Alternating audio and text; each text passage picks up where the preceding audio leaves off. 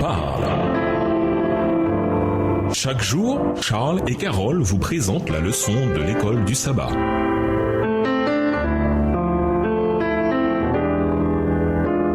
Bienvenue dans votre émission Dieu nous parle. Nous voilà à la leçon de jeudi, la puissance transformatrice du Saint-Esprit. Une étude attentive du livre des Actes révèle un Dieu qui, à travers son esprit, fait des miracles dans des vies humaines. Actes est une étude de cas sur le triomphe de l'Évangile sur les préjugés culturels qui transforme ainsi des habitudes de toute une vie, profondément enracinées et qui enseigne à toute l'humanité la grâce et la vérité de Christ. Le Saint-Esprit rencontre les gens là où ils en sont, mais il ne les laisse pas sur place. En sa présence, ils sont changés, leurs vies sont transformées. Lisons Acte 16, les versets 11 à 15 et les versets 23 à 34, Acte 17, les versets 33 et 34 et Acte 18, verset 8. Ce ne sont que quelques exemples de récits de conversion que l'on trouve dans la Bible. Que nous enseignent ces différents récits sur la puissance de Dieu à changer la vie de toutes sortes de gens issus de différents milieux. Acte 16, les versets 11 à 15. Étant partis de Troas, nous fîmes voile directement vers la Samothrace et le lendemain, nous débarquâmes à Néapolis. De là, nous allâmes à Philippe, qui est la première ville d'un district de Macédoine et une colonie. Nous passâmes quelques jours dans cette ville. Le jour du sabbat, nous nous rendîmes hors de la porte vers une rivière où nous pensions que se trouvait un lieu de prière. Nous nous assîmes et nous parlâmes aux femmes qui étaient réunies. L'une d'elles, nommée Lydie, marchande de pourpre de la ville de Thyatire, était une femme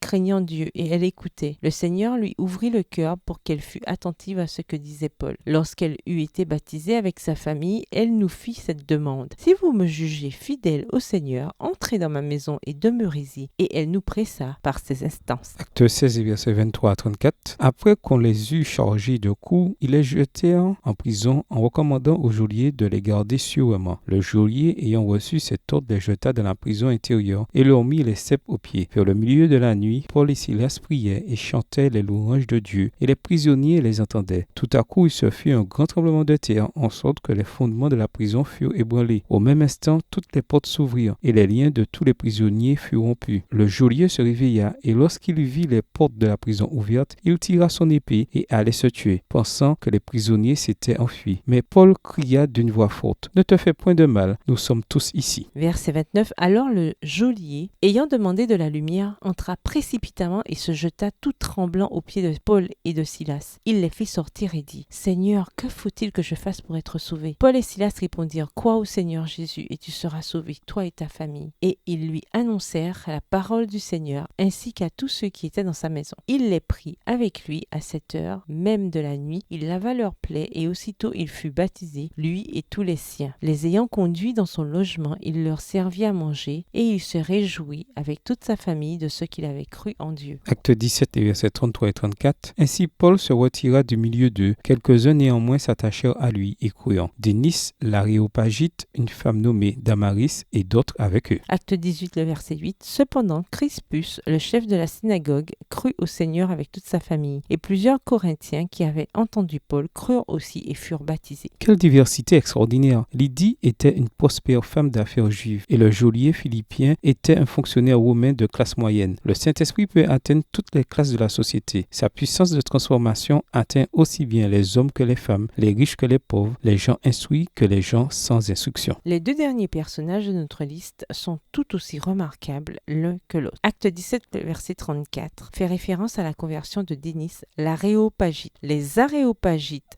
athéniens faisaient partie du conseil légal de juges qui exerçaient dans les tribunaux. C'étaient des gens importants, des membres respectés de la société grecque. Par la puissance de cet esprit, le ministère de l'apôtre Paul put atteindre les échelons les plus élevés de la société. Crispos, acte 18, verset 8, était le chef de la synagogue. C'était un chef juif imprégné de pensées juives vétéro-testamentaires. Mais le Saint-Esprit entra en scène et changea sa vie. Ces cas d'études révèlent que tandis que nous témoignons pour Christ et partageons sa parole avec d'autres personnes, le Saint-Esprit peut faire des choses remarquables dans la vie de toutes sortes de gens, ayant toutes sortes de milieux, de cultures, de formations et de croyances. Nous ne pouvons et ne devons pas faire des suppositions sûres qui peut ou ne peut pas être atteint. Notre travail est de témoigner auprès de tous ceux que nous croisons. Le Seigneur fera le reste. La mort de Christ était universelle, c'est-à-dire qu'elle était pour tous les êtres humains depuis le commencement. Pourquoi dans ce cas est-ce crucial de ne jamais partir du principe que certaines personnes sont hors de portée de l'espérance du salut? Au revoir. Et à demain si Dieu veut.